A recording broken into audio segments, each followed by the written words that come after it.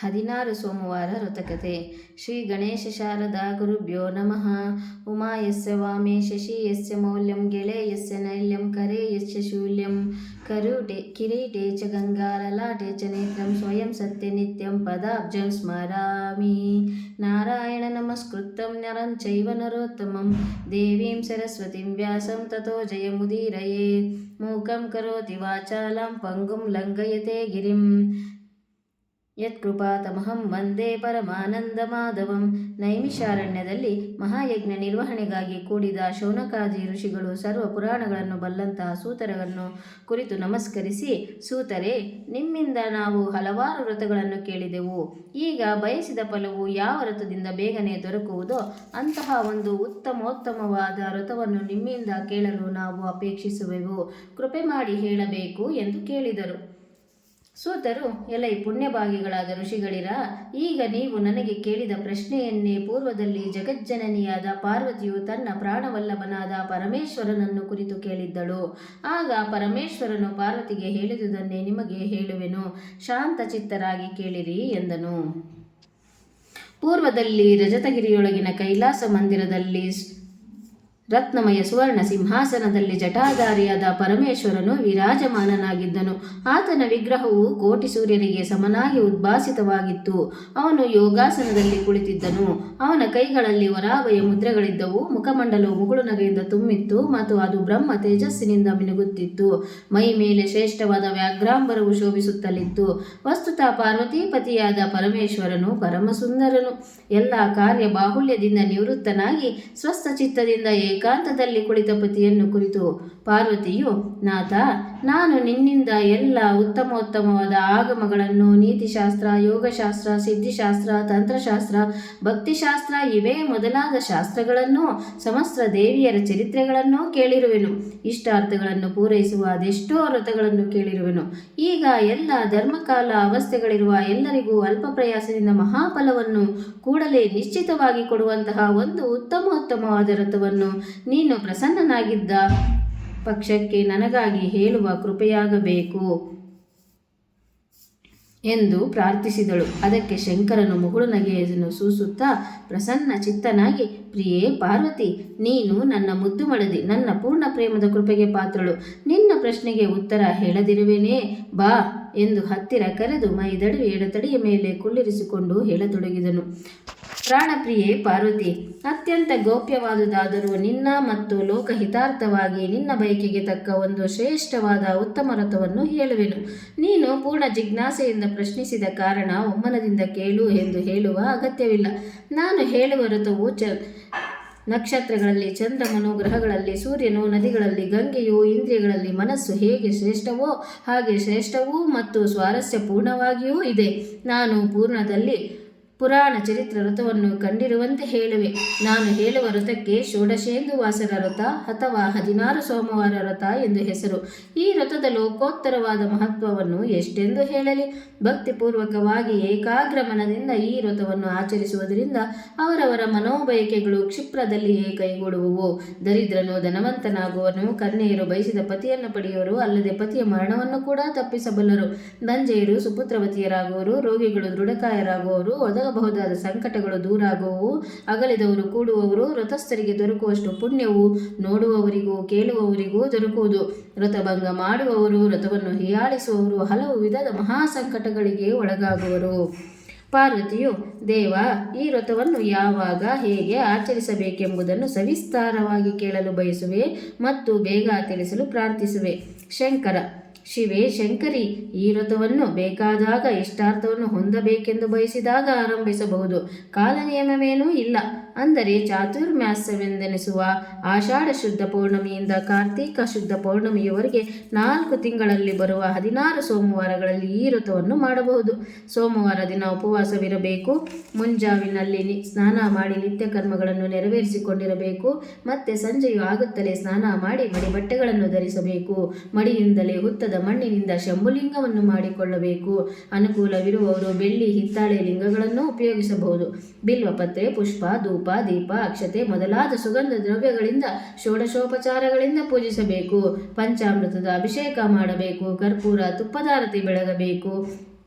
ನೈವೇದ್ಯಕ್ಕಾಗಿ ಅರ್ಧ ಸೇರು ಗೋಧಿ ಹಿಟ್ಟು ಹುರಿದಿದ್ದು ಅದಕ್ಕೆ ತಕ್ಕಷ್ಟು ಬೆಲ್ಲ ತುಪ್ಪಗಳನ್ನು ಕೂಡಿಸಿದ ಗುಳುಪಪ್ಪಡಿಯನ್ನು ಉಪಯೋಗಿಸಬೇಕು.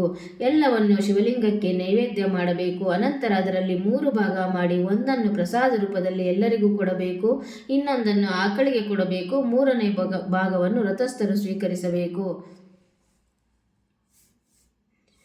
ಅಂದು ಉಪ್ಪನ್ನು ಮುಟ್ಟಕೂಡದು. ಇದೇ ವಿಧವಾಗಿ ಪರಮ ಭಕ್ತಿಯಿಂದಲೂ ನಿಶ್ಚಲ ಮನದಿಂದಲೂ 16 ಸೋಮವಾರಗಳನ್ನು ಪಾಲಿಸಬೇಕು. 17ನೇ ಸೋಮವಾರ ವಾಡಿಕೆಯಂತೆ ಶಿವಲಿಂಗವನ್ನು ಪೂಜಿಸಬೇಕು. ಅಂದು 5 ಸೇರು ಗೋಧಿ ಹಿಟ್ಟಿಗೆ ತಕ್ಕಷ್ಟು ಬೆಲ್ಲ ತುಪ್ಪವನ್ನು ಸೇರಿಸಬೇಕು. ಎಂದಿನಂತೆ ಎಲ್ಲವನ್ನೂ ಲಿಂಗಕ್ಕೆ ನಿವೇದಿಸಬೇಕು. ಬಳಿಕ 3 ಭಾಗ ಮಾಡಿ ಈ ಮೊದಲು ಹೇಳಿರುವಂತೆ ವಿನಿಯೋಗಿಸಬೇಕು. ಪೂಜಿಸಿದ ಲಿಂಗಗಳನ್ನು ಆಗಾಗ ಇಲ್ಲವೇ ಒಟ್ಟಾಗಿ ಕೂಡಿಸಿ ಹೊಳೆಯಲ್ಲಿ ಇಲ್ಲವೇ ಪವಿತ್ರ ಜಲದಲ್ಲಿ ಹಾಕಬೇಕು. ಇದೇ ಈ ವ್ರತದ ವಿಧಾನವು. ಅಂದು ಅಡುಗೆಯನ್ನು ಲಿಂಗಕ್ಕೆ ನಿವೇದಿಸಿ ತಾವೂ ಉಣ್ಣಬೇಕು. ಬ್ರಾಹ್ಮಣರಿಗೆ ಭೋಜನ ಮಾಡಿಸಿ ದಕ್ಷಿಣೆಯನ್ನು ಕೊಡಬೇಕು. ಆಗ ಪಾರ್ವತಿಯು, ಶಂಭೋ, ಈ ವ್ರತದ ಕಾಲ ಮತ್ತು ವಿಧಾನಗಳು ತಿಳಿದವು. ಇನ್ನು ಈ ವ್ರತವನ್ನು ಯಾರ್ಯಾರು ಮಾಡಿದರೆ ಯಾವ್ಯಾವ ಫಲಗಳನ್ನು ಪಡೆಯುವರು ಎಂಬುದನ್ನು ಹೇಳುವುದಾಗಬೇಕು. ಸೂತರು, ಋಷಿಗಳಿರ, ಪಾರ್ವತಿಯು ಈ ಪ್ರಶ್ನೆಯನ್ನು ಕೇಳಿದಾಗ ಶಂಭುವು ನಸುನಕ್ಕು ಮುಂದಿನ ಕಥೆಯನ್ನು ಹೇಳತೊಡಗಿದನು. ಅವನ್ನು ನೀವು ಒಮ್ಮನದಿಂದ ಆಲಿಸಬೇಕು. ಇಚ್ಛಿತ ಪತಿಯನ್ನು ಅಗಲಿದ ಮಗುವನ್ನು ಪಡೆದಿದು. ಪಾರ್ವತಿಯೇ, 16 ಸೋಮವಾರ ವ್ರತದ ಮಹಾತ್ಮೆ, ಕಾಲ, ವಿಧಿಗಳ ಬಗ್ಗೆ ನಾನು ಈವರೆಗೂ ಹೇಳಿದ ಸಂಗತಿಯನ್ನು ತೀರಾ ಅರಿಯದವಳಂತೆ ಕೇಳಿದೆ.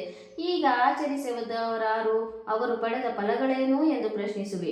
ಇದನ್ನು ಕಂಡು ನನಗೆ ನಗು ಬರುತ್ತದೆ. ಪಾರ್ವತಿ, ದೇವಾ ಲೀಲಾಚರಣನೇ, ನಿಮಗೆ ನಗು ಬರಲು ನನ್ನ ಪ್ರಶ್ನೆಯಲ್ಲಿ ಅಂತಹ ವಿಚಿತ್ರವಾದುದ್ದೇನಿದೆ? ಶಂಕರ, ಹುಚ್ಚಿ, ವಿಚಿತ್ರವೇನೆಂದು ಕೇಳುವೆಯಾ? ಇದಕ್ಕಿಂತಲೂ ವಿಚಿತ್ರವು ಇನ್ಯಾವುದು? ನೀನು ನನ್ನನ್ನು ಪತಿಯಾಗಿ ಪಡೆಯಲು ಇದೇ ವ್ರತವನ್ನು ಆಚರಿಸಿ ಪಡೆದುಕೊಂಡು ಈಗ ಮತ್ತೆ ಅರಿಯದವಳಂತೆ ಕೇಳುವೆಯಲ್ಲ. ಪಾರ್ವತಿ, ವಿರೂಪಾಕ್ಷನೇ, ನಿಮ್ಮನ್ನೇ ಪತಿಯಾಗಿ ಪಡೆಯಲು ನಾನು ತಪಾಚರಣೆಯಲ್ಲಿರುವಾಗ ನೀನು ವಟುವೇಷದಿಂದ ಪ್ರಕಟವಾಗಿ ಉಪದೇಶಿಸಿದಿ. ಅದರಂತೆ ವ್ರತವನ್ನು ಕೈಗೊಂಡು ನಿನ್ನನ್ನು ಪಡೆದನೆಂಬುದು ನಿಜವು. ಆದರೆ ಆಗಿನ ಉಪದೇಶವು ನಿನ್ನ ಅಪರೋಕ್ಷದಿಂದ ಆದುದು.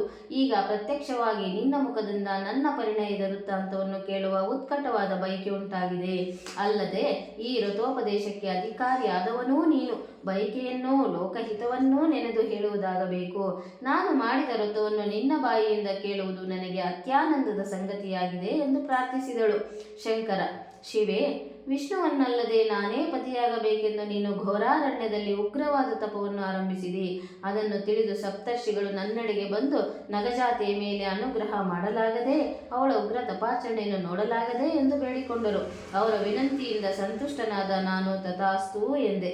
ನಿನ್ನ ಮನಸ್ಸಿನ ದೃಢತೆಯನ್ನು ಪರೀಕ್ಷಿಸಲು ವಟುವೇಷಧಾರಿಯಾಗಿ ನಿನ್ನಡೆಗೆ ಬಂದೆ ಮತ್ತು ನಿನ್ನನ್ನು ಕುರಿತು ಗಿರಿರಾಜನಂದಿನಿ ಸುಳ್ಳೆ, ಅದೇಕೆ ತಪಸ್ಸಿನ ಕಷ್ಟಕ್ಕೆ ಗುರಿಯಾಗಿ ಬಳಲುವೆ? ಶಂಕರನಿಗೂ ನಿನಗೂ ಅದ್ಯಾವ ಸಮಾನ? ಅವನು ಸ್ಮಶಾನವಾಸಿ, ನೀನು ಅರಮನೆಯ ವಾಸಿ. ಅವನು ವಿಷಕಂಠ, ನೀನು ಕೋಕಿಲಕಂಠೆ. ಅವನು ಸರ್ಪಭೂಷಣ, ನೀನು ಅಂಜುಗುಳಿ. ನೀನು ಕುಂಕುಮ ಧರಿಸಿದರೆ ಅವನು ಚಿತೆಯ ಭಸ್ಮಧರ. ನೀನು ಬಲಿಯುಳ್ಳ ರತ್ನ ಎಂದರೂ ಅವನು ಗಾಜಿನ ಮಣಿ. ನೀನು ಕೋಮಲೆ, ಅವನು ಒರಟ. ನೀನು ಪೀತಾಂಬರಧಾರಿ, ಅವನು ಗಜಚರ್ಮವನ್ನು ಹೊಂದಿದವ. ಇಂತಹ ಮಿಲನ ಸಲ್ಲುವುದೇ? ವೈವಾಹಿಕ ಸೌಕರ್ಯಕ್ಕೆ ಸಮಾನತೆ ಅಗತ್ಯ. ನೀನು ವಿಷ್ಣುವನ್ನು ಮದುವೆಯಾಗು, ವೈಕುಂಠದ ಭಾಗ್ಯವೇ ನಿನ್ನದಾಗುವುದು. ಸುಖ ಸಾಮ್ರಾಜ್ಯದಲ್ಲಿ ತೇಲಾಡುವೆಯಂತೆ ಎಂದು ಹೇಳಿದೆ. ಅದಕ್ಕೆ ನೀನು ಕೋಪ ತಾಳಿ ಕಣ್ಣು ಕೆಂಪಗೆ ಮಾಡಿ ಉರಿದಿದ್ದೆ. ಶಿವನಿಂದೆಯನ್ನು ಕೇಳುವುದು ಮಹಾಪಾಪವೆಂದು ನುಡಿದು ಕೇಳಲಾರದೆ ಕಿವಿಯಲ್ಲಿ ಬೆರಳಿಟ್ಟುಕೊಂಡೆ. ನನ್ನ ಮುಖವನ್ನು ನೋಡಲಾರದೆ ತಿರುಗಿ ಕುಳಿತು ಶಿವ ಸಂಪಾದನೆಯಲ್ಲಿ ನನ್ನ ಆತ್ಮಾರ್ಪಣೆಯಾದರೂ ಒಳಿತು, ಬೇರೊಬ್ಬನನ್ನು ಒರಿಸಲಾರೆ, ಕಣ್ಣೆತ್ತಿ ನೋಡಲಾರೆ ಎಂದು ದೃಢ ನಿಶ್ಚಯವನ್ನು ಪ್ರಕಟಿಸಿದಿ. ಆಗ ನಾನು ಶೂಲಧರ, ಜಟಾಜೂಟ, ಚಂದ್ರಮೌಳಿ, ತ್ರಿನೇತ್ರ, ಸರ್ಪಾಭರಣ ಭೂಷಿತ, ಕೋಟಿ ಸೂರ್ಯ ಪ್ರಕಾಶ, ಮಾಂಗಲ್ಯಧಾಮನಾದ ನನ್ನ ನಿಜರೂಪವನ್ನು ನಿನಗೆ ತೋರಿಸಿದೆ. ಹಿಮಧಾಮಕ್ಕೆ ಹೋಗಿ 16 ಸೋಮವಾರ ವ್ರತವನ್ನು ಕೈಗೊಳ್ಳಲು ಹೇಳಿ ಪೂಜೆ ಮೊದಲಾದ ಎಲ್ಲ ವಿಧಾನಗಳನ್ನು ತಿಳಿಸಿದೆ. ಆದ್ದರಿಂದ ನಿನ್ನ ಬಯಕೆಯು ನಿಶ್ಚಿತವಾಗಿ ಕೈಗೂಡುವುದೆಂದು ಹಾರೈಸಿದೆ. ಅದರಂತೆ ನೀನು ತಂದೆಯ ಮನೆಗೆ ಹೋಗಿ ವ್ರತವನ್ನು ಆಚರಿಸಿದೆ. ಅದರಿಂದ ನಿನ್ನ ತಂದೆಯ ಮನಸ್ಸು ನಿನಗೆ ಅನುಕೂಲವಾಗಿ ಪರಿವರ್ತಿಸಿದೆ. ಅನಂತರ ನಿನ್ನ ತಂದೆಯು ಬಹಳ ಸಂತೋಷದಿಂದ ದಾರಿ ಎರೆದುಕೊಟ್ಟರು. ಹಿಮನಗರದಲ್ಲಿ ಸಮಸ್ತ ವೈಭವದೊಂದಿಗೆ ಸಕಲ ಸುರ ನರ ಗಂಧರ್ವರ ಸಮುದಾಯದಲ್ಲಿ ಗಿರಿಜಾಶಂಕರ ಲಗ್ನ ಸಮಾರಂಭವು ಒಳ್ಳೆಯ ಆನಂದದಿಂದ ನೆರವೇರಿತು. ಸರ್ವರು ಸುಮುಹೂರ್ತೇ ಸಾವಧಾನ ಎಂದು ಅಕ್ಷತಾರೋಹಣ ಮಾಡಿದರು. ಶಂಕರ, ಸರ್ವಮಂಗಳೇ ಪಾರ್ವತಿ, ನಿನ್ನೊಡನೆ ಕೋಪಿಸಿಕೊಂಡು ಬಹುದಿನಗಳಿಂದ ಅಗಲಿ ಹೋದ ನಿನ್ನ ಪ್ರಿಯಪುತ್ರನಾದ ಷಣ್ಮುಖನನ್ನು ಇದೇ ವ್ರತಾಚರಣೆಯಿಂದ ಪಡೆದುಕೊಂಡು ಆನಂದಿತಳಾದೆಯಲ್ಲವೇ? ಸ್ಮರಿಸು. ಪಾರ್ವತಿ, ನಾಥ, ನಾನು ಮಾಡಿದ ವ್ರತವನ್ನು ಅದರಿಂದ ಪೂರೈಸಿಕೊಂಡು ಇಷ್ಟಾರ್ಥವನ್ನು ಪ್ರಾಣನಾಥನಾದ ನಿನ್ನ ಬಾಯಿಂದ ಕೇಳಿ ಸಂತುಷ್ಟಲಾದೆನು. ನನ್ನಂತೆ ಈ ನಿನ್ನ ಮಹಾತ್ಮದ ವ್ರತವನ್ನು ಮತ್ತೆ ಅದಾರು ಆಚರಿಸಿದರು ಅದರಿಂದ ಅವರಿಗೆ ದೊರೆತ ಇಷ್ಟಾರ್ಥಗಳೇನು ಎಂಬುದನ್ನು ಕೇಳಲು ಇಚ್ಛಿಸುವೆ, ಹೇಳುವ ಕೃಪೆಯಾಗಬೇಕು. ಸಪ್ತಪತಿಯನ್ನು ಮತ್ತೆ ಪಡೆದುದು. ಗಿರಿನಂದಿನಿಯೇ ಕೇಳು. ಪುಣ್ಯಭೂಮಿಯಾದ ಭರತಖಂಡದೊಳಗಿನ ಆರ್ಯಾವರ್ತವೆಂಬ ಪ್ರದೇಶದಲ್ಲಿ ಪುಣ್ಯ ಶ್ಲೋಕನಾದ ಚಿತ್ರವರ್ಮನೆಂಬ ರಾಜನು ಆಳುತ್ತಿದ್ದನು. ಅವನಿಗೆ ಅನೇಕ ಜನ ಗಂಡು ಮಕ್ಕಳಿದ್ದರು. ಆದರೂ ಹೆಣ್ಣು ಮಕ್ಕಳನ್ನು ಬಯಸಿ ಅವನು ಪಾರ್ವತಿ ನಿನ್ನ ಉಪಾಸನೆ ಮಾಡಿದನು. ಅದರ ಫಲವಾಗಿ ನಿನ್ನಿಂದ ಒಂದು ಹೆಣ್ಣು ಮಗುವನ್ನು ಪಡೆದನು. ಅದು ಎಲ್ಲ ಶುಭ ಲಕ್ಷಣಗಳಿಂದ ಕೂಡಿತ್ತು. ಆದರೆ ಅವಳು ತನ್ನ 14ನೇ ವರ್ಷಕ್ಕೆ ವಿಧವೆಯಾಗುವಳೆಂದು ಜ್ಯೋತಿರ್ವಿದ್ಯಾಧರನು ತಿಳಿಸಿದನು. ಆ ಮಾತು ಕೇಳಿದ ರಾಜನು ದುಃಖಾತಿರೇಕದಿಂದ ನೆಲಕ್ಕೆ ಬಿದ್ದು ಶೋಕಿಸತೊಡಗಿದನು. ಆಗ ಆ ಜ್ಯೋತಿಷಿಯು, ಅರಸನೇ, ಶೋಕಿಸದಿರು. ನಿನ್ನ ಮಗಳು ಶಿವನ ಕೃಪೆಗೆ ಪಾತ್ರಳಾಗಿ ಸಾವಿತ್ರಿಯಂತೆ ಮರಳಿ ಪತಿಯ ಪ್ರಾಣವನ್ನು ಪಡೆದು ನಿತ್ಯ ಸುಮಂಗಳಿಯಾಗುವಳು ಎಂದು ಹೇಳಿದನು. ರಾಜನ ಮಗಳು ಸೀಮಂತಿನಿಯು ದಿನದಿನಕ್ಕೆ ಚಂದ್ರನೋಪಾದಿಯಲ್ಲಿ ಷೋಡಶ ಕಲೆಗಳಿಂದ ಸಂಯುಕ್ತಳಾಗಿ ಯೌವನ ಪಥದಲ್ಲಿ ಕಾಲಿಕ್ಕಿದಳು. ಅವಳು ಜಗನ್ಮೋಹಿನಿಯಾದ ಸುಂದರಿ. ಅವಳು ಪ್ರಾಪ್ತವಯಸ್ಕಳಾದುದನ್ನು ಕಂಡು ಚಿತ್ರವರ್ಮನು ನಿಷಧ ದೇಶದಿಂದ ಅರಸು ಮಗನಾದ ಚಂದ್ರಾಂಗದನಿಗೆ ಕೊಟ್ಟು ಲಗ್ನ ಮಾಡಿದನು. ಅಳಿಯನನ್ನು ತನ್ನ ಮನೆಯಲ್ಲಿಯೇ ಇರಿಸಿಕೊಂಡು ಸಂತಸದಿಂದ ಕಾಲ ಕಳೆಯುತ್ತಿದ್ದನು. ಅಳಿಯ ಮತ್ತು ಮಗಳು ಪ್ರೇಮದಿಂದ ಅನ್ಯೋನ್ಯವಾಗಿದ್ದರು. ಹೀಗಿರಲು ಒಂದು ದಿನ ಚಂದ್ರಾಂಗದನು ಜಲಕ್ರೀಡೆಗಾಗಿ ಯಮುನಾ ನದಿಗೆ ಹೋದನು. ಅಲ್ಲಿ ಆಟವಾಡುತ್ತಿರುವಾಗ ದೈವದುರ್ವಿಪಾಕದಿಂದ ತಿರುಗಣಿ ಮಡುವಿಗೆ ಬಿದ್ದು ಮುಳುಗಿದನು. ನದಿಯ ತೀರದಲ್ಲಿರುವವರೆಲ್ಲ ಹಾಹಾಕಾರ ಮಾಡಿದರು. ಅಂಬಿಗರು ಬೇಕಾದಷ್ಟು ಪ್ರಯತ್ನಿಸಿದರೂ ಚಂದ್ರಾಂಗದನು ದೊರಕಲಿಲ್ಲ. ಈ ವೃತ್ತಾಂತವನ್ನು ತಿಳಿದು ಚಿತ್ರವರ್ಮನು ಎದೆ ಒಡೆದುಕೊಳ್ಳುತ್ತಾ ಶೋಕದಿಂದ ನೆಲಕ್ಕೆ ಬಿದ್ದನು. ಸೀಮಂತಿನಿಯು ಶೋಕಾತಿಶಯದಿಂದ ಸಹಗಮನಕ್ಕೆ ಸನ್ನದ್ಧಳಾದಳು. ಹಿರಿಯರೆಲ್ಲರೂ ಅವಳನ್ನು ಸಾಂತ್ವನಗೊಳಿಸಲು ಸಾಕಷ್ಟು ಪ್ರಯತ್ನಿಸಿದರು. ಆದರೂ ಅವಳು ಕೇಳದಾದಳು. ಆಗ ಯಾಜ್ಞವಲ್ಕ ಮಹರ್ಷಿಯ ಪತ್ನಿಯಾದ ಮೈತ್ರೇಯಿಯು ಬಂದು, ಮಗಳೇ, ದುಃಖಿಸಬೇಡ. ಸತ್ಕರ್ಮದಿಂದ ದುರದೃಷ್ಟವು ದೂರವಾಗುವುದು. ನಿನಗೆ ಮುತ್ತೈದೆತನವು ಸ್ಥಿರವಾಗುವಂತೆ ಒಂದು ವ್ರತವನ್ನು ಬೋಧಿಸುವೆನು. ಅದರಿಂದ ನಿನ್ನ ಪತಿಯು ಮರಳಿ ಪ್ರಾಣ ಪಡೆದು ಬರುವನು ಎಂದು ಹೇಳಿದಳು. ಅಲ್ಲದೆ 16 ಸೋಮವಾರ ವ್ರತವನ್ನು ವಿಧಿಯೊಂದಿಗೆ ಬೋಧಿಸಿದಳು. ಸೀಮಂತಿನಿಯು ಮೈತ್ರೇಯಿಯ ಉಪದೇಶದಂತೆ ಭಕ್ತಿಪೂರ್ವಕವಾಗಿ ವ್ರತವನ್ನು ಕೈಗೊಂಡಳು. ಅದರಿಂದ ಪಾತಾಳ ಲೋಕವನ್ನು ಸೇರಿದ್ದ ಚಂದ್ರಾಂಗದನಿಗೆ ಅಲ್ಲಿನ ನಾಗರಾಜನು ಅಮೂಲ್ಯ ರತ್ನಾಭರಣಗಳನ್ನು ಕೊಟ್ಟು ಅವನನ್ನು ಭೂಲೋಕಕ್ಕೆ ಒಯ್ದು ಮುಟ್ಟಿಸುವಂತೆ ಸರ್ಪಗಳಿಗೆ ಅಪ್ಪಣೆಯನ್ನು ಕೊಟ್ಟು ಕಳುಹಿಸಿದನು. ವ್ರತವು ಮುಗಿಯುವುದರೊಳಗೆ ಚಂದ್ರಾಂಗದನು ಬಂದು ಪತ್ನಿಯೊಡನೆ ಕೂಡಿದನು. ಎಲ್ಲರಿಗೂ ಆನಂದವಾಯಿತು. ಹೀಗೆ ಸೀಮಂತಿನಿಯು ವ್ರತದ ಪ್ರಭಾವದಿಂದ ಲೋಕಾಂತರಕ್ಕೆ ತೆರಳಿದ ಪತಿಯನ್ನು ಮರಳಿ ಪಡೆದಳು. ಕಾಲಮೃತ್ಯುವಿನ ಪರಿಹಾರ, ಪುತ್ರ ಪ್ರಾಪ್ತಿ. ಶಂಕರ. ಗಿರಿಜೆ, ಈ ವ್ರತದ ಪ್ರಭಾವದಿಂದ ಕಾಲಮೃತ್ಯುವನ್ನು ತಪ್ಪಿಸಿಕೊಂಡ ಕಥೆಯೊಂದನ್ನು ಹೇಳುವೆ. ಪೂರ್ವದಲ್ಲಿ ತಪೋಧನನಾದ ಮೃಕಂಡನೆಂಬ ಒಬ್ಬ ಋಷಿ ಇದ್ದನು. ಅವನಿಗೆ ಮಕ್ಕಳಿರಲಿಲ್ಲ. ಮಕ್ಕಳಿಲ್ಲದವರಿಗೆ ಸದ್ಗತಿ ದೊರಕದೆಂದಲೂ ಮಕ್ಕಳಿಲ್ಲದ ಬಾಳು ವ್ಯರ್ಥವೆಂತಲೂ ಬಗೆದು ಆ ಋಷಿಯು ತಪಸ್ಸು ಮಾಡಿ ಶಿವನನ್ನು ಒಲಿಸಿಕೊಂಡನು. ಆಗ ಶಿವನು ಪ್ರತ್ಯಕ್ಷನಾಗಿ 16 ವರ್ಷ ಆಯುಷ್ಯವುಳ್ಳ ಉತ್ತಮ ಮಗನು ಬೇಕೋ, 100 ವರ್ಷ ಬಾಳುವ ಅಧಮ ಮಗನು ಬೇಕೋ ಎಂದು ಕೇಳಿದನು. ಋಷಿಯು 16 ವರ್ಷದ ಆಯುಷ್ಯಾದರೂ ಉತ್ತಮ ಮಗನು ಬೇಕೆಂದು ಬೇಡಿದನು. ಅದರಂತೆ ಶಿವನ ಅನುಗ್ರಹದಿಂದ ಮಾರ್ಕಾಂಡೇಯನೆಂಬ ಮಗನನ್ನು ಪಡೆದು ಸುಖಿಯಾಗಿದ್ದನು. ಆಯುಷ್ಯಾವಳಿಯು ಮುಗಿಯುತ್ತಾ ಬರಲು ಮುಖಂಡ ಋಷಿಯ ಉಪದೇಶದಿಂದ ಮಾರ್ಕಾಂಡೇಯನು 16 ಸೋಮವಾರಗಳ ವ್ರತಾಚರಣೆಯನ್ನು ಕೈಗೊಂಡನು. ವಿದ್ಯುಕ್ತವಾಗಿ ಆಚರಿಸಿ ಶಿವನ ಕೃಪೆಯಿಂದ ಚಿರಂಜೀವತ್ವವನ್ನು ಪಡೆದನು. ತಾಯಿ ತಂದೆಯನ್ನು ಉದ್ಧರಿಸಿದನು. ಪ್ರಿಯೇ, ಸತ್ರಾಜಿತ ರಾಜನ ತಮ್ಮನಾದ ಪ್ರಸೇನನನ್ನು ಕೊಲ್ಲಿಸಿ ಶಮಂತಕ ಮಣಿಯನ್ನು ಅಪಹರಿಸಿದ ಆರೋಪವು ಕೃಷ್ಣನಿಗೆ ಉಂಟಾಗಿತ್ತಷ್ಟೇ. ಅದರ ನಿವಾರಣೆಗಾಗಿ ಕೃಷ್ಣನು ವನವನ್ನು ಸೇರಿ ಮಹಾಬಲಾಢ್ಯನಾದ ಜಾಂಬವಂತನನ್ನು ದ್ವಂದ್ವ ಯುದ್ಧದಲ್ಲಿ ಸೋಲಿಸಿದನು.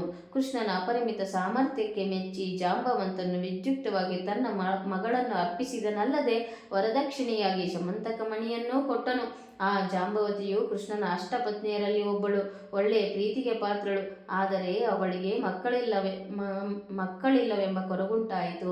ಅದನ್ನು ತಿಳಿದು ಬದರಿಕಾಶ್ರಮಕ್ಕೆ ಹೋಗಿ ಉಪಮನ್ಯು ಮುನಿಯಿಂದ ಉಪದೇಶ ಪಡೆದು ಬಂದ ಕೃಷ್ಣನು ಜಾಂಬವತಿಗೆ 16 ಸೋಮವಾರಗಳ ವ್ರತವನ್ನು ಆಚರಿಸಲು ಹೇಳಿದನು. ಅದರಂತೆ ಜಾಂಬವತಿಯು ವಿದ್ಯುಕ್ತವಾಗಿ ವ್ರತವನ್ನು ಪೂರೈಸಿದಳು. ಅದರಿಂದ ಶಿವನ ಕೃಪೆಯುಂಟಾಗಿ ಅವಳು ಒಂದು ಸುಂದರವಾದ ಮಗುವನ್ನು ಪಡೆದಳು.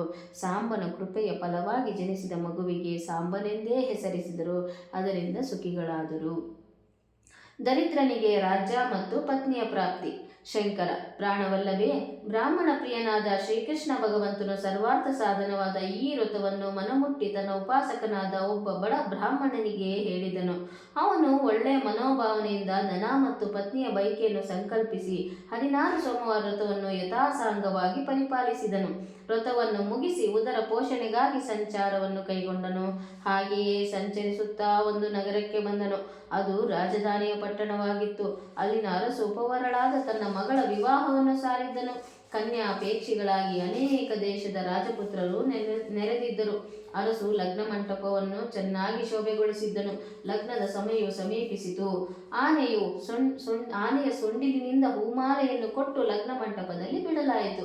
ಆನೆಯು ಯಾರ ಕೊರಳಿಗೆ ಮಾಲೆಯನ್ನು ತೊಡಿಸುವುದೋ ಅವರಿಗೆ ತನ್ನ ಮಗಳನ್ನು ಕೊಡುವುದಾಗಿ ರಾಜನು ಪ್ರಕಟಿಸಿದ್ದನು. ಅಲ್ಲಿನ ಮೋಜು ನೋಡಲು ಮನೋರಂಜನೆಗಾಗಿ ನಮ್ಮ ದರಿದ್ರ ಬ್ರಾಹ್ಮಣ ಯುವಕನೂ ಆ ಲಗ್ನ ಮಂಟಪಕ್ಕೆ ಬಂದಿದ್ದನು. ಆನೆಯು ಲಗ್ನ ಮಂಟಪದಲ್ಲಿ ಅತ್ತಿತ್ತ ಸುಳಿದಾಡತೊಡಗಿತು. ಕೊನೆಗೆ ಕರ್ಮಧರ್ಮ ಸಂಯೋಗದಿಂದ ಆ ಬ್ರಾಹ್ಮಣ ಯುವಕನ ಕೊರಳಿಗೆ ಅದು ಹೂಮಾಲೆಯನ್ನು ಹಾಕಿತು. ಎಲ್ಲರೂ ಶಂಭೋ ಹರಹರ ಮಹಾದೇವ ಎಂದು ಘನಗಂಭೀರವಾಗಿ ಗರ್ಜಿಸಿದರು. ತಾನು ಪಣ ತೊಟ್ಟಂತೆ ಅರಸನು ತನ್ನ ಮಗಳನ್ನು ಆ ದರಿದ್ರ ಬ್ರಾಹ್ಮಣನಿಗೆ ದಾರೆ ಎರೆದು ಕೊಟ್ಟನು. ಅಲ್ಲದೆ ತನಗೆ ಗಂಡು ಮಕ್ಕಳಿಲ್ಲದ ಕಾರಣ ತನ್ನ ತರುವಾಯ ಅಳಿಯನನ್ನು ರಾಜ್ಯಕ್ಕೆ ಉತ್ತರಾಧಿಕಾರಿಯನ್ನಾಗಿಯೂ ಮಾಡಿದನು. ಮುಂದೊಂದು ದಿನ ಆ ಪತಿ ಪತ್ನಿಯರು ಏಕಾಂತದಲ್ಲಿ ಕುಳಿತು ಸರಸ ಸಲ್ಲಾಪಗಳಲ್ಲಿ ತೊಡಗಿರುವಾಗ ಪತ್ನಿಯು ಪತಿಯನ್ನು ಕುರಿತು, ಮಹನೀಯರೇ, ಅದಾವ ಮಹತ್ವ ಪುಣ್ಯದ ಫಲವಾಗಿ ಹುಟ್ಟು ಬಡವರಾದ ನಿಮಗೆ ಆಗರ್ಭ ಸಿರಿವಂತಳಾದ ನಾನು ದೊರೆತನು ಹೇಳುವುದಾಗಬೇಕು ಎಂದು ಕೇಳಿದಳು. ಆಗ ಪತಿಯು 16 ಸೋಮವಾರ ವ್ರತಾಚರಣೆಯ ಮಹಿಮೆಯನ್ನು ಅರಿಹಿದನು.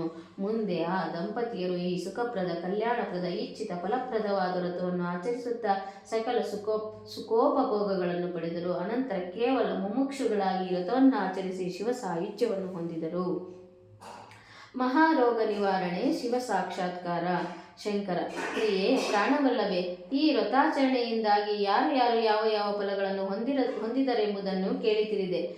ಮತ್ತು ನಿನ್ನ ಆಚರಣೆಯಿಂದ ಹೊಂದಿದ ಫಲಭೋಗದ ವ್ರತವನ್ನು ನನ್ನ ಬಾಯಿಂದ ಕೇಳಿ ಸಂತುಷ್ಟಲಾದೆಯಷ್ಟೇ. ಈ ವ್ರತದ ಬಗೆಗೆ ಮತ್ತೆ ಏನನ್ನಾದರೂ ವಿಚಾರಿಸುವುದಿದ್ದರೆ ಅಗತ್ಯವಾಗಿ ವಿಚಾರಿಸು. ಪಾರ್ವತಿ: ನನ್ನ ಪ್ರಿಯ ಸಾಂಬ ಸದಾಶಿವನೇ, ನೀವು ಹೇಳಿದ ವ್ರತ ಮಹಾತ್ಮೆಯನ್ನು ಕೇಳಿದನು. ನನಗುಂಟಾದ ಫಲಭೋಗಗಳನ್ನು ಸ್ಮರಿಸಿದನು, ಸಂತುಷ್ಟಲಾದೆನು. ಆದರೆ ಇನ್ನೊಂದು ಸಂಗತಿ ಎಂದರೆ, ತ್ರೈಲೋಕ್ಯಾಧಿಪನೂ ಸರ್ವ ಸಮರ್ಥನೂ ಆದ ನಿನ್ನ ಒಲುಮೆಗಾಗಿ ಮಾಡುವ ಈ ವ್ರತವು ಕಲ್ಪಿಸಿದ ಅಭೀಷ್ಟವನ್ನು ಪೂರೈಸುವಂತೆ ತ್ರಿವಿಧ ತಾಪಗಳ ನಾಶಕವೂ ಆಗಿರಬಹುದಲ್ಲವೇ? ಈ ಬಗೆಗೆ ಸಂಭವಿಸಿದ ಒಂದು ವ್ರತವನ್ನು ಶ್ರುತಪಡಿಸಿ ನನ್ನ ದುಗುಡವನ್ನು ದೂರ ಮಾಡಿ ನನಗೆ ಆನಂದವನ್ನುಂಟು ಮಾಡಬೇಕಾಗಿ ಪ್ರಾರ್ಥಿಸುವೆ. ಪಾರ್ವತಿ: ಶಂಕರ: ಪಾರ್ವತಿ, ಆರಂಭಕ್ಕೆ ವಿಚಾರಿಸಿದ ನಿನ್ನ ಪ್ರಶ್ನೆಯಿಂದ ನನಗೆ ನಗೆಯುಂಟಾದರೆ ಈ ಪ್ರಶ್ನೆಯಿಂದಲೂ ನಗು ಬರುವುದು. ಸಕಲ ಅಭೀಷ್ಟವನ್ನು ಪೂರೈಸುವ ವ್ರತ ಎಂದು ಆರಂಭದಲ್ಲಿಯೇ ಹೇಳಿರುವೆನಷ್ಟೇ. ಈ ವ್ರತವೆಂದರೆ ಒಂದು ಕಾಮಧೇನುವು, ಕಲ್ಪತರುವು, ಚಿಂತಾರತ್ನವು. ಇದರಿಂದ ಪೂರೈಸದ ಕಾಮನೆಗಳೆಲ್ಲ, ಈಡೇರದ ಕಲ್ಪನೆಗಳೆಲ್ಲ, ಫಲಿಸದ ಚಿಂತನೆಗಳೆಲ್ಲ, ದೂರಾಗದ ರೋಗ ರುಜಿನ ತಾಪ ಆದಿ ವ್ಯಾಧಿಗಳಿಲ್ಲ. ತಿಳಿಯಿತೆ? ತಾಪವು ರೋಗವು ದೂರಾದ ಒಂದು ಸಂಗತಿಯನ್ನು ಪ್ರತ್ಯಕ್ಷವಾಗಿ ನಿನಗೆ ತೋರಿಸಿಕೊಡುವಂತಹ ಸನ್ನಿವೇಶವು ಸದ್ಯಕ್ಕುಂಟು. ರುದ್ರಾಣಿ: ಜನತೆಯ ಸುಖಕ್ಕೂ ಉದ್ಧಾರಕ್ಕೂ ಅರ್ಥಾತ್ ಭಕ್ತಿ ಮುಕ್ತಿಗೆ ಸುಲಭ ಸಾಧನವಾದ ರಾಜಯೋಗವೆನಿಸಿದ ಭಕ್ತಿಗೆ ಬೆಳವಣಿಗೆಯು ಭೂಲೋಕದಲ್ಲಿ ಎಷ್ಟರ ಮಟ್ಟಿಗೆ ಪ್ರಸಾರಗೊಂಡಿದೆ ಎಂಬುದನ್ನು ಪ್ರತ್ಯಕ್ಷ ಕಾಣಲು ನೀನು ನಾನು ಒಂದು ಸಲ ಭೂಲೋಕಕ್ಕೆ ಇಳಿದು ಶೆಟ್ಟಿನಿಯ ರೂಪದಿಂದ ಅವತರಿಸಿದ ಸಂಗತಿಯು ನಿನಗೆ ಜ್ಞಾಪಕವಿದೆಯಷ್ಟೇ. ಭೂಭಾಗದಲ್ಲಿ ಪ್ರತಿ ಕೈಲಾಸದಂತೆ ಒಂದು ವಿಶಾಲವಾದ ಮಹಾದೇವನ ದೇವಾಲಯವು ಕಂಗೊಳಿಸುತ್ತಿತ್ತು. ಅದರ ಸುತ್ತಲೂ ಹೂವಿನ ಗಿಡ ಬಳ್ಳಿಗಳು ಶೋಭಿಸುತ್ತಿದ್ದವು. ನಾವು ಆ ಗುಡಿಯನ್ನು ಪ್ರವೇಶಿಸಿದೆವು. ಮನರಂಜನೆಗಾಗಿ ಪಗಡೆಯನ್ನು ಆಡತೊಡಗಿದೆವು ಎಂಬುದು ನಿನ್ನ ನೆನಪಿಗೆ ಬರುವುದಷ್ಟೇ. ಆ ಆಟದಲ್ಲಿ ನಿಜವಾಗಿಯೂ ನೀನೇ ಗೆದ್ದವಳು. ಆದರೆ ವಿನೋದಕ್ಕಾಗಿ, ಪ್ರೇಮ ಕಲಹದ ಬಯಕೆಯಿಂದ ನಾನು ಗೆದ್ದವನೆಂದು ವಾದಿಸಿದೆನು. ವಿವಾದವು ನಮ್ಮಿಬ್ಬರಲ್ಲಿ ಹೆಚ್ಚಿತು. ನಮ್ಮ ಆಟವನ್ನು ಆರಂಭದಂದಿನಿಂದಲೂ ನೋಡುತ್ತಾ ಅಲ್ಲಿಯೇ ಕುಳಿತಿರುವ ಗೊರವ ಪೂಜಾರಿಯನ್ನು ಕೇಳಬೇಕೆಂದು ಕೊನೆಗೆ ನಿರ್ಣಯಿಸಿದೆವು. ಗೊರವನನ್ನು ವಿಚಾರಿಸಿದೆವು. ಅವನು ನನ್ನ ಪಕ್ಷವನ್ನು ವಹಿಸಿ ನಾನು ಸೋತಿದ್ದಾಗ್ಯೂ ಗೆದ್ದವನೆಂದು ನುಡಿದನು. ಆಯಿತು, ಮುಂದಿನ ಪ್ರಕಾರವನ್ನೇನು ಕೇಳುವುದು? ನೀನು ಕೋಪಿಸಿದಿ, ಅಂಗಾಲಿನಿಂದ ನಡು ನೆತ್ತಿಯವರೆಗೂ ಉರಿದಿದ್ದಿ ಮತ್ತು ತತ್ಕ್ಷಣವೇ ಸಿಟ್ಟಿನ ಭರದಲ್ಲಿ, ಎಲ್ಲವೋ ಪೂಜಾರಿ, ನಾನೇ ಗೆದ್ದಿರಲು ಮತ್ತು ನೀನು ಅದನ್ನು ಕಣ್ಣಾರೆ ಕಂಡಿರಲು ಗಂಡಸಿನ ಪಕ್ಷ ವಹಿಸಿ ಸುಳ್ಳು ಹೇಳುವೆಯಾ? ನೀನು ಪಕ್ಷಪಾತಿ. ಇದೋ ಸುಳ್ಳು ಮಾತಾಡಿದ ನಿನಗೆ ಶಾಪ ಕೊಡುವೆ, ಸ್ವೀಕರಿಸು. ನಿನ್ನ ಜೀವಮಾನವೆಲ್ಲ ಕುಷ್ಠರೋಗವನ್ನು ಅನುಭವಿಸು, ಮಹಾ ಸಂಕಟಕ್ಕೆ ಗುರಿಯಾಗು ಎಂದು ಶಪಿಸಿ ನೀನು ಹೊರಡಲು ಸನ್ನದ್ಧಳಾಗಿರುವಾಗ ಪಾಪ ಆ ಪೂಜಾರಿಯ ಸರ್ವಾಂಗವು ವಿಕೃತ ಶಾಂತವಾಯಿತು. ಶರೀರದಿಂದ ನೀರು ಸೋರತೊಡಗಿತು. ಆ ಸ್ಥಿತಿಯನ್ನು ಕಂಡು ನೀನು ಹಾಗೆಯೇ ಹೊರಟೆ. ವಿನೋದವು ದುರಂತವಾಗಿ ಪರಿಣಮಿಸಿತು. ನಾನೂ ನಿನ್ನೊಡನೆ ಬಂದೆನು ಭವಾನಿ. ಈಗ ಆ ಪೂಜಾರಿಯ ಅವಸ್ಥೆಯು ಏನಾಗಿದೆ ಎಂಬುದನ್ನು ಕಣ್ಣಾರೆ ಕಾಣುವಂತೆ ನಡೆ, ಭೂಲೋಕಕ್ಕೆ ಹೋಗುವ. ಸೂತರು: ಋಷಿಗಳೇ, ಶಂಕರನ ಅಪ್ಪಣೆಯಾಯಿತು. ಕೂಡಲೇ ಪಾರ್ಶ್ವದ ಗಣದಿಂದ ವಿಮಾನವು ಸನ್ನದ್ಧವಾಯಿತು. ಪಾರ್ವತಿ ಪರಮೇಶ್ವರರಿಬ್ಬರು ವಿಮಾನವನ್ನೇರಿ ಕುಳಿತರು. ವಿಮಾನವು ಹೊರಟಿತು. ನಿಮಿಷಾರ್ಧದಲ್ಲಿ ಭೂಲೋಕದ ಮಹಾದೇವನ ದೇವಾಲಯದ ಮುಂದೆ ಬಂದು ಇಳಿಯಿತು. ಈರ್ವರು ಮಂದಿರವನ್ನು ಪ್ರವೇಶಿಸಿದರು. ನೋಡುತ್ತಾರೆ, ಆ ಪೂಜಾರಿ ಹರಹರ ಗರ್ಜನೆ ಮಾಡುತ್ತಾ ಮಹಾದೇವನನ್ನು ಪೂಜಿಸುತ್ತಲಿದ್ದನು. ಅವನ ಸದೃಢ ಮತ್ತು ಕಾಂತಿಮಯವಾದ ಕಾಯವನ್ನು ಕಂಡು ಅಪರ್ಣೆಯು ತೀರಾ ಅಚ್ಚರಿಗೊಂಡಳು. ಪೂಜಾರಿಯನ್ನೇ ಕೇಳಿ ತಿಳಿಯಲು ಶಂಕರನು ಹೇಳಿದನು. ಅವರನ್ನು ಕಂಡೊಡನೆ ಪೂಜಾರಿಯು ಧಾವಿಸಿ ಬಂದು ಅವರ ಚರಣ ಕಮಲಗಳಿಗೆ ಎರಗಿದನು. ಕೈ ಮುಗಿದುಕೊಂಡು ಅಪ್ಪಣೆಯನ್ನು ಕಾಯುತ್ತಾ ನಿಂತುಕೊಂಡನು. ಪಾರ್ವತಿ: ಎಲ್ಲೋ ಪೂಜಾರಿಯೇ, ಈ ಮೊದಲು ನಾವು ಇಲ್ಲಿಗೆ ಬಂದು ವಿನೋದಾರ್ಥವಾಗಿ ಪಗಡೆ ಆಟವನ್ನು ಆರಂಭಿಸಿದೆವು. ಆಟದಲ್ಲಿ ನಾನು ಗೆದ್ದುದನ್ನು ಕಂಡಾಗ್ಯೂ ನನ್ನ ಪತಿಯ ಪಕ್ಷ ವಹಿಸಿ ಅವರೇ ಗೆದ್ದರೆಂದು ಸುಳ್ಳು ನುಡಿದಿ. ಅದಕ್ಕಾಗಿ ನಾನು ಕೋಪಗೊಂಡು ಕುಷ್ಠರೋಗಿಯಾಗೆಂದು ಶಾಪ ಕೊಟ್ಟಿದ್ದು ನಿನ್ನ ಸ್ಮರಣೆಯಲ್ಲುಂಟಷ್ಟೇ. ಕುಷ್ಠರೋಗಿಯಾದ ನೀನು ಅದೆಂತ ವಜ್ರಕಾಯನಾದಿ? ಪೂಜಾರಿ: ಅಮ್ಮ, ಆಗಿನ ವೇದನೆಯನ್ನು ಎಷ್ಟೆಂದು ಹೇಳಲಿ. ಸ್ಮರಣೆಯಾದರೆ ಹೆದರಿಕೆಯಿಂದ ಮೈ ಜುಮ್ಮೆನ್ನುವುದು. ಆ ಅತ್ಯುಗ್ರವಾದ ಮತ್ತು ಹಸನೀಯವಾದ ವೇದನೆಯನ್ನು ತಾಳಲಾರದೆ ಆತ್ಮಹತ್ಯೆ ಮಾಡಿಕೊಂಡು ವೇದನೆಗೆ ಉದ್ಯಾಪನೆ ಮಾಡಲಿದ್ದೆ. ಆದರೆ ನನ್ನ ಅದಾವ ಜನ್ಮದ ಪುಣ್ಯವೋ ಫಲಿಸುವ ಸಮಯವು ಸಂಧಿಸಿತೋ ಯಾರು ಬಲ್ಲರು. ನಾನು ಒಳ್ಳೆಯ ಉಲ್ಬಣಾವಸ್ಥೆಯಲ್ಲಿರುವಾಗ ಒಬ್ಬ ತ್ರೈಲೋಕ್ಯ ಸುಂದರಿ ಒಮ್ಮೆಲೆ ನನ್ನೆದುರು ಪ್ರಕಟವಾದಳು. ಕಣ್ತೆರೆದು ನೋಡಿದೆ. ಬ್ರಹ್ಮನು ಅದೆಷ್ಟು ದಿನ ಪ್ರಯತ್ನಪಟ್ಟು ಆ ಸುಂದರ ಮೂರ್ತಿಯನ್ನು ನಿರ್ಮಿಸಿದ್ದನೋ ಏನೋ. ಅವಳು ನನ್ನ ಮೇಲೆ ಕೈಯಾಡಿಸಿ ಒಳ್ಳೆಯ ಮಮತೆಯಿಂದ, ಅಪ್ಪ ಪೂಜಾರಿಯೇ, ನೀನೇನೂ ದುಃಖಿಸಬೇಡ. ನಿನ್ನ ದುಃಖ ನಿವಾರಣೆಗಾಗಿಯೇ ನಾನು ಬಂದಿರುವೆ. ಭಕ್ತವತ್ಸಲನಾದ ಮಹಾದೇವನು ನನ್ನನ್ನು ಕಳುಹಿಸಿರುವೆನು ಎಂದು ನುಡಿದು ವಿಧಿಯುಕ್ತವಾಗಿ 16 ಸೋಮವಾರ ವ್ರತ ಮಾಡಲು ಹೇಳಿದಳು. ಮತ್ತು ನಿನಗೆ ಶಾಪವಿತ್ತವಳು ಜಗಜ್ಜನನಿ ಶಿವನ ಅರ್ಧಾಂಗಿನಿ ಪಾರ್ವತಿಯೆಂದು. ಅವಳೊಂದಿಗೆ ಬಂದವನು ಜಗತ್ಪತಿಯಾದ ಪರಮೇಶ್ವರ. ನೀನು 16 ಸೋಮವಾರ ವ್ರತವನ್ನು ಮಾಡಿದರೆ ಈ ಭಯಂಕರವಾದ ರೋಗದಿಂದ ಮುಕ್ತನಾಗುವೆ ಎಂದು ನುಡಿದು ಮಾಯವಾದಳು. ಆಗ ಅವಳು ದೇವಲೋಕದ ಅಪ್ಸರೆಯಾಗಿರಬಹುದೆಂದು ನನ್ನ ಕಲ್ಪನೆಯು ದಿಟವಾಯಿತು. ಅಮ್ಮ, ಆ ದಿವ್ಯಾಂಗನೆಯ ಉಪದೇಶದಂತೆ 16 ಸೋಮವಾರ ವ್ರತವನ್ನು ಮಾಡಿ ರೋಗಮುಕ್ತನಾದೆನು. ಅಲ್ಲದೆ ನಿಮ್ಮ ಸೇವೆಗಾಗಿ ವಜ್ರ ಶರೀರಿಯಾದೆನು. ಸೂತರು: ಋಷಿಗಳಿರ, ಹೀಗೆಂದು ನುಡಿದವನೇ ಆ ಪೂಜಾರಿಯು ಜಗತ್ತಿನ ತಾಯಿ ತಂದೆಯಾದ ಪಾರ್ವತಿ ಪರಮೇಶ್ವರರ ಚರಣ ಕಮಲಗಳಿಗೆ ಎರಗಿದನು. ಅವನ ನಿಷ್ಠೆಗೆ ಮೆಚ್ಚಿ ಅವರು ತಮ್ಮ ನಿಜರೂಪವನ್ನು ತೋರಿದರು. ಆಗ ಕೋಟಿ ಸೂರ್ಯ ಪ್ರಭೆಯು ಬೆಳಗಿತು. ಪರಮೇಶ್ವರನ ಸ್ವರೂಪ ಸಾಕ್ಷಾತ್ಕಾರವನ್ನು ಕಂಡ ಪೂಜಾರಿಯು ಸಂತುಷ್ಟ ಮನಸ್ಕನಾದನು. ಅವರಿಗೂ ಮಹಾದೇವನ ವಿಗ್ರಹಕ್ಕೂ ಮಂಗಳಾರತಿ ಮಾಡಿದನು. ಶಿವ ಪಾರ್ವತಿಯರು ಈ ಕಥೆಯನ್ನು ಓದುವವರು, ಕೇಳುವವರು, ವ್ರತವನ್ನು ಆಚರಿಸುವವರು ಇವರೆಲ್ಲರೂ ತಮ್ಮ ತಮ್ಮ ಅಭೀಷ್ಟಗಳನ್ನು ಪಡೆದು ಮುಕ್ತರಾಗುವರೆಂದು ಘೋಷಿಸಿ ವಿಮಾನಾರೂಢರಾದರು. ಆಂತರಿಕ್ಷ ಮಾರ್ಗವಾಗಿ ರಜತಗಿರಿಯೊಳಗಿನ ಕೈಲಾಸ ಮಂದಿರಕ್ಕೆ ತೆರಳಿದರು. ಓಂ ನಮಃ ಶಿವಾಯ.